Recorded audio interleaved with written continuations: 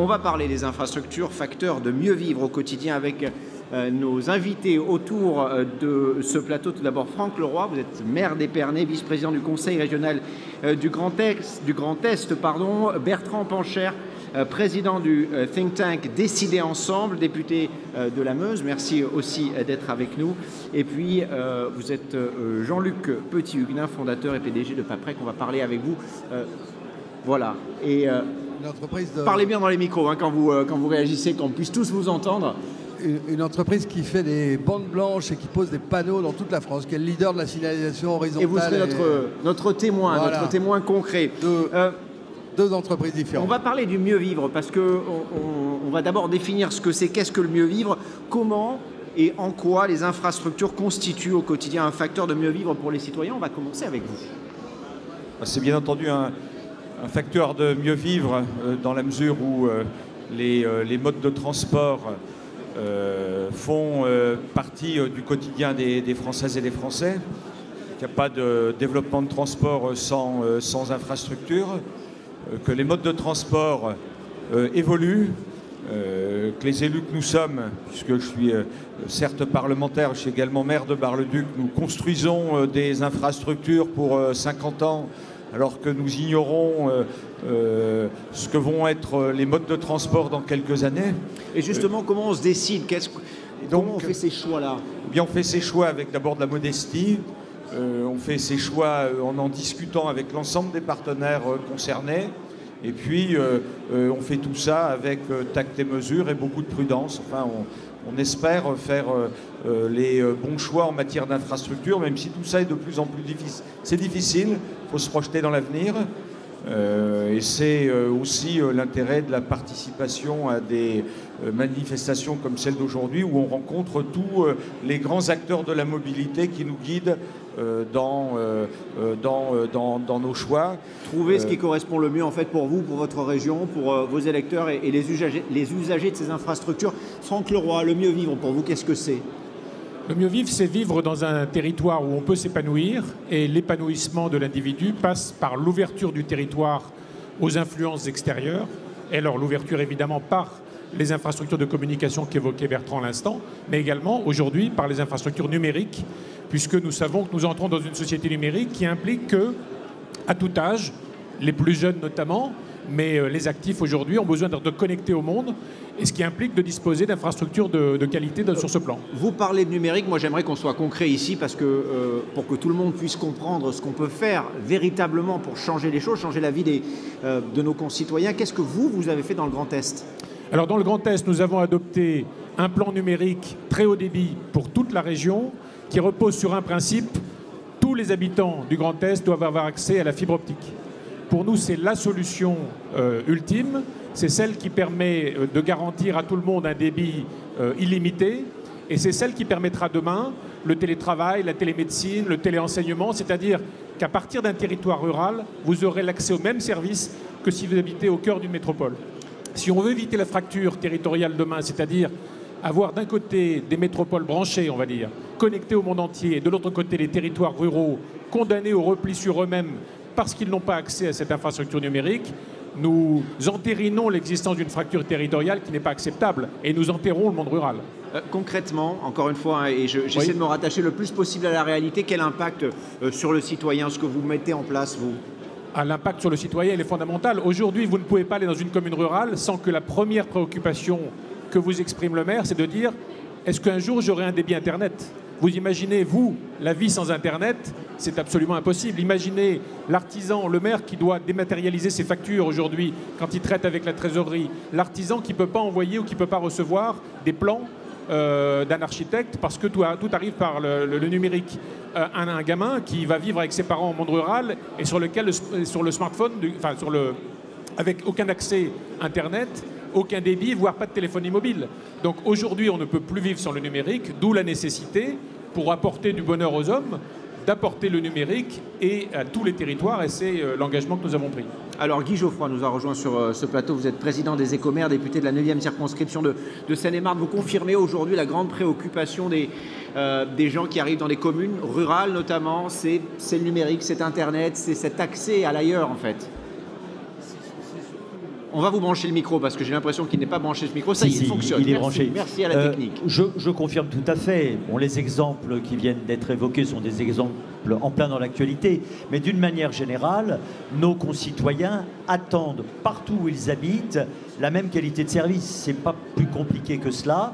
Ce qui crée pour les collectivités des ambitions dont certaines croient qu'elles sont au-dessus de leurs moyens, ce qui ensuite n'est pas vérifié, et qui crée pour tous les partenaires des contraintes, des obligations, parmi lesquelles celle de bâtir ensemble la construction d'un nouvel espace de vie qui est beaucoup plus fondé sur la construction ou la reconstruction de la ville sur elle-même ou du village sur lui-même que sur l'étalement urbain. Pendant longtemps, on a pensé qu'on pouvait s'étaler comme on le voulait sur des espaces disponibles, puisque ces espaces étaient disponibles. Aujourd'hui, bien évidemment, pour des considérations plus globales, mais qui sont très importantes et qui nous concernent tous, qui sont celles de la protection de la planète, on voit bien que l'heure est plus à travailler sur l'existant qu'à consommer de la terre agricole.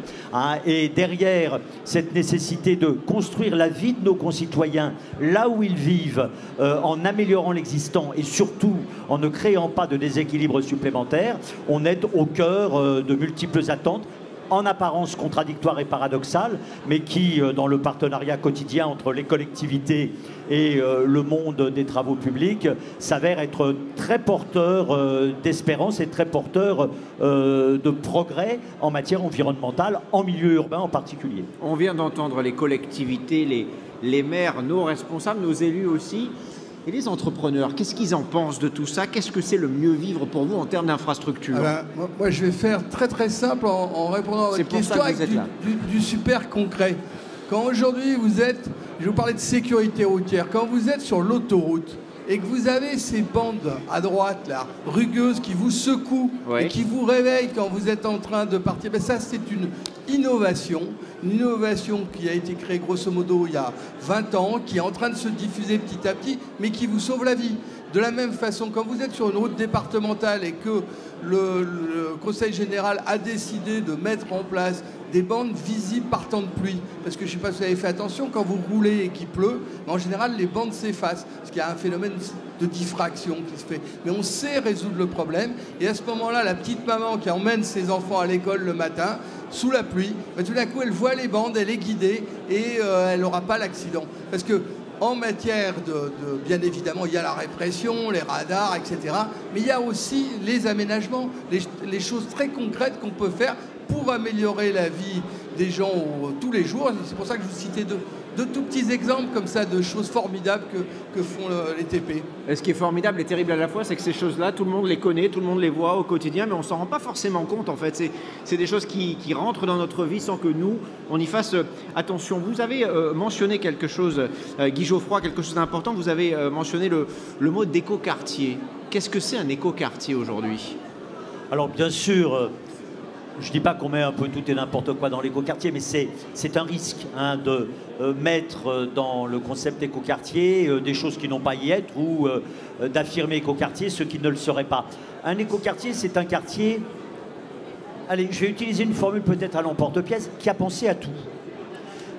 Qui a pensé à ce que la circulation des uns ne soit pas contradictoire avec la circulation des autres, à ce que la nature soit présente non pas de manière artificielle, mais de manière profonde, de la pleine terre, là où c'est possible, et les élus locaux souhaitent que ça le soit le plus souvent, là où toutes les fonctions qui rendent la vie facile sont réunies sur toutes les questions de transport, de flux, de déchets, sur les questions de sécurité, sur les questions d'éclairage qui souvent sont liées, mais pas toujours, aux questions de sécurité. Un écoquartier, c'est également un quartier qui a été conçu dans le partenariat et le dialogue, qui est mis en place dans le partenariat et le dialogue, et qui n'est pas imposé à ses habitants, mais qui est proposé à ses habitants, toujours dans la concertation et le dialogue. L'écoquartier, c'est la vie simple, tranquille, telle qu'elle se mettait en place jadis avec le fil du temps et telle qu'il nous revient de la mettre en place aujourd'hui avec un fil du temps qui s'est accéléré. Donc il faut parier sur l'intelligence collective, sur le dialogue, sur la concertation et sur la compétence de tous les acteurs de ce partenariat. Il faut revenir aux fondamentaux, c'est ce que vous nous dites, hein, c'est ce qui marche, c'est ce qui a marché avant, c'est ce qui doit remarcher à présent. Puisqu'on parle de fondamentaux, je voudrais qu'on parle des routes, parce que quand on évoque l'infrastructure, les routes, évidemment, c'est l'une des choses à laquelle on pense en premier. Comment on réduit, alors ça c'est une question presque philosophique, Franck Leroy, je vais commencer avec vous, les inégalités géographiques grâce au transport. Qu'est-ce qu'on peut faire aujourd'hui pour que ça aille mieux ? C'est très compliqué parce qu'on ne peut pas garantir à toutes les communes de notre pays, 35 000 et quelques communes, on ne peut pas garantir un égal accès aux grandes infrastructures de communication. Ce serait mentir que de le dire. Donc nous avons des réseaux routiers qui sont une charge pour les collectivités. Nous avons fort heureusement un maillage du territoire qui est de grande qualité par rapport à d'autres pays qui n'ont pas ce maillage. Mais aujourd'hui, les collectivités sont souvent confrontées à des problématiques d'entretien de ces voiries, avec parfois des nombres de véhicules extrêmement limités qui passent sur ces voiries. Donc aujourd'hui, c'est un immense défi pour les collectivités que de gérer l'existant et en même temps d'apporter en termes de mobilité d'autres solutions que la solution individuelle. Nous le savons tous, la transition énergétique va s'imposer à nous. La nécessité de contrôler les gaz à effet de serre, l'augmentation de la température de la planète sont des exigences aujourd'hui. Donc il va nous falloir imaginer d'autres formes de mobilité que celles que nous connaissions jusqu'ici, c'est-à-dire qu'à la circulation thermique devra tôt ou tard succéder la circulation électrique, ce qui va évidemment poser d'immenses difficultés, où on recharge sa voiture dans le monde rural. Dans le monde urbain, on sait que ce sera relativement facile. Dans le monde rural, comment rechargeront demain sa voiture avec quelle électricité? Sera-t-elle produite par l'éolienne qui est dans le secteur ou fera-t-on appel au réseau? Vous voyez, il y a d'immenses difficultés, d'immenses enjeux devant nous. Ou d'immenses défis, selon comment bien sûr. On aborde les choses. Je voudrais vous faire réagir, Bertrand Pancher, à quelque chose qu'a dit Guy Geoffroy tout à l'heure. Il évoquait la consultation des populations. Et ça, c'est très important. C'est quelque chose qui vous tient à cœur. Il faut parler aux gens, il faut les impliquer. Ça, c'est beau, c'est le discours, hein, mais comment on implique les gens? Comment on les fait participer à ce qui sera leur futur quartier, leur future route, leur futur transport, leur mode de communication? Comment on les implique, les gens? Alors, il y a une véritable révolution démocratique qui est en marche. On s'en rend peut-être pas compte, mais depuis une quinzaine d'années, on observe une montée des aspirations à la participation de tous. Jamais nos concitoyens n'ont été aussi formés, jamais ils n'ont été aussi informés, jamais ils n'ont été aussi méfiants face à tout ce qu'on leur produit. C'est bien pour ça que je vous pose la question. Y compris d'ailleurs la question de la production scientifique, ce qui est une vraie problématique, notamment en termes de partage d'expertise. Ce qui veut dire que aucune décision demain sera prise comme elle était prise dans tout le courant du XXe siècle. C'est-à-dire on décide, on est jugé, nous les élus, à la fin de notre mandat. Un chef d'entreprise a une idée, il y va. On a un marché public, on déroule le marché public. Tout ça n'est plus possible. Parce que si nos concitoyens ne sont pas associés, ne comprennent pas le sens, et le plus tôt possible, dans le projet, ne disent pas leurs mots et ne sont pas consultés, eh bien ils se mettent en travers des projets et les projets ne se réalisent pas. Mais il y a aussi des conséquences à cela. Moi je pense par exemple au projet qu'on a en France, Notre-Dame-des-Landes par exemple. On peut penser même à d'autres grands projets comme la Liberty Tower, le World Trade Center qui a été reconstruit. On a consulté tout le monde à New York, ça a coûté une fortune. Mais tout ça n'est que la conséquence d'une insuffisance du principe de participation, de la longueur des projets entre le moment où on consulte éventuellement et où ça se met en place. Et tout ça ne peut être réglé que par une amélioration de nos systèmes de décision. Il ne faut pas se leurrer, ce n'est pas la force qui va régler ces problèmes. À partir du moment où il y a une opinion publique qui s'oppose au projet de l'entreprise, eh bien, la marque de l'entreprise ne vaut plus rien, tout le monde a peur, on retire la production et les élus font pareil. Donc ce défi démocratique, il doit être traité par les élus locaux comme par les entreprises, par l'ensemble des acteurs, par une généralisation des bons principes de décision Et tout ça, on le fait déjà très souvent. Il suffit de piocher dans ces belles expériences et de généraliser les bons processus de décision. Donc ce que vous dites, c'est que consulter, c'est non seulement possible, mais c'est nécessaire. Justement, je vais vous montrer une façon qu'ont les citoyens de participer, d'être consultés directement.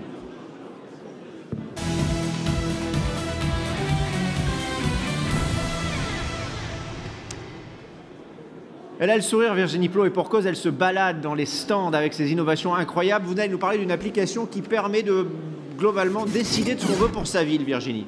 Voilà, exactement. On parle beaucoup de villes connectées, de villes intelligentes. Bah là, c'est la preuve par l'exemple. Je suis avec Renaud Prouver. Bonjour. Vous êtes PDG et fondateur du groupe Spalian et à l'origine de l'application Tell My City. Alors, expliquez-nous de quel constat est née votre application.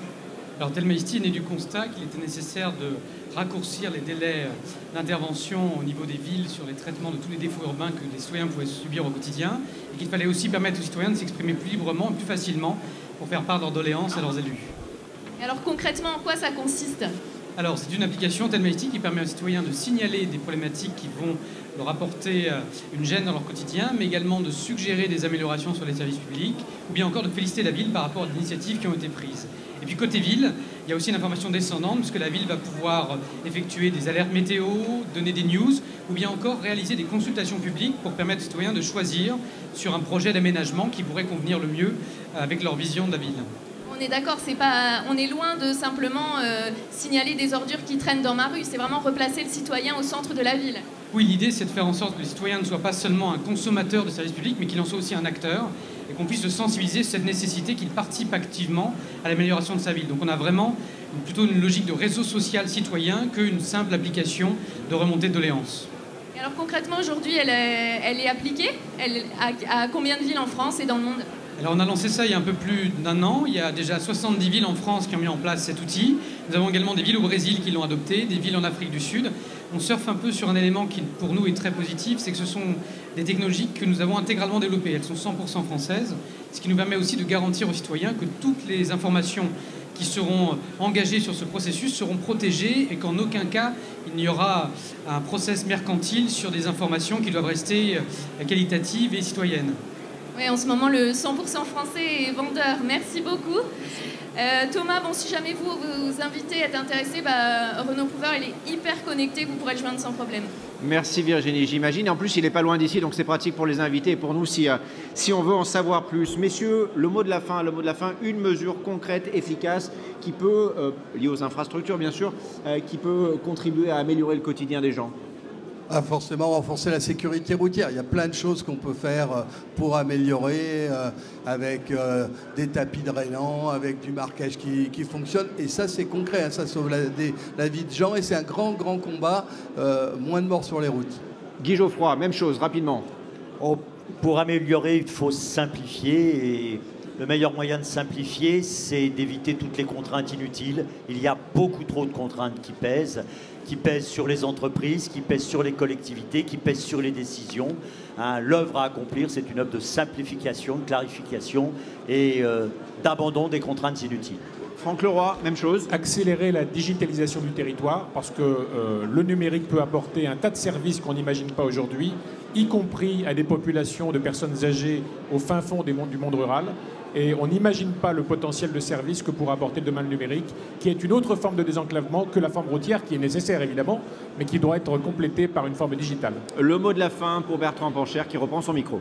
Nous foutre la paix, c'est-à-dire foutre la paix au territoire, aux acteurs, décentraliser les normes, décentraliser les règles, décentraliser les lois. Le monde de demain, c'est un monde de règles s'appuyant sur des valeurs, mais ces règles et ces valeurs doivent être partagées entre tous et toutes. Et il y a des gisements formidables de productivité dans cette direction. Merci messieurs, merci d'être venus partager vos idées ici aujourd'hui avec nous. Dans un instant, le cœur des hommes. Deuxième partie, on va voir comment les infrastructures sont aussi un facteur d'intégration et de réussite sociale. À tout de suite.